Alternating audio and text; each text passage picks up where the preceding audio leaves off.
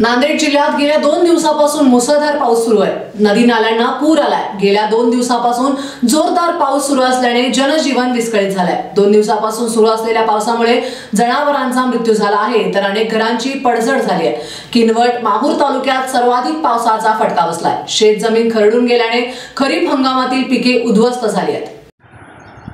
खवाई दादाराव शिंदे, माझा survey number 17 इथे या पुलाच्या बाजूला आहे। पाणी तरी आमच्या ऊसामध्ये चाललेलं आहे, पुन्हा सोयाबीनमध्ये सगळं चाललेलं आहे। तरी मेहरबान साहेबांनी विनंती करून सांगता आम्ही की आमच्यासाठी हे जसं पुलाचं पहिलं होतं तसंच आमचं करून देणे, एवढीच विनंती करतो आम्ही। दुसरं काय म्हणत नाही। फुलसांगी फुलसांगी ते अर्धापूर रोड महामार्ग चाललेला आहे। तेथील पहिले 2 पुलं होते तर त्याचा एकच बांधलेला आहे आता। त्याच्यामुळे आमच्या पाणी वावरात चाललं। विनंती विशेष एवढंच साहेबाला सांगायचं की आमच्या गरीबावर अन्याय करू नका। गाव तालुक्यात आष्टी गावा येथे आमची शेती आहे। गावाला भिडून जवळ नदीपाशी मी तानाजी रघुनाथ पावडे शेतकरी। आम्हाला काय थोडी शेती आहे 2-4 एकर। तर ते इस्टिमेटप्रमाणे हे रोड जे मोठा गेलेला आहे अर्धापूर ते फुलसांगी महामार्ग, त्याचं काम इस्टिमेटप्रमाणे होत नाही नसल्यामुळे आमच्या शेतीचं खूप नुकसान झालं। आम्ही बार सरकारला विनंती करून आम्ही कलेक्टर ऑफिसला गेल्या, BDOकडे गेल्या, तरी आमची कोणी खबरदारी घेत नाही।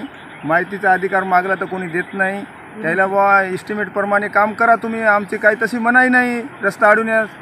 मात्र इस्टिमेटप्रमाणे काम होत नसल्यामुळं आमच्या शेतीचं खूप नुकसान व्हायलं। आणि त्याच्या जवळी थोडी खासदार साहेबाने शेती घेतलेली आहे। आमच्या तिथे आहेत खासदार साहेब नागेश पाटील, त्याने थोडी शेती घेतलेली आहे। त्याच्यामुळं त्याने ते फुल त्या ठेकेदारावर दबाव आणून कॅन्सल केला। त्याच्यामुळं आमच्या शेतात पाणी खूपच जमा व्हायला। तर आम्ही उद्या लेकराबाळाचा प्रश्न आहे, कसं करावं काय नाही याचं काही आम्हाला उत्तर कुठं भेटत नाही।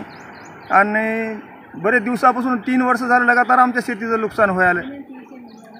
विनंती करून आमच्यावर एवढा अन्याय होऊ नये याच्यामुळं आम्ही बार सांगलं तरी कोणी दखल घेत नाही।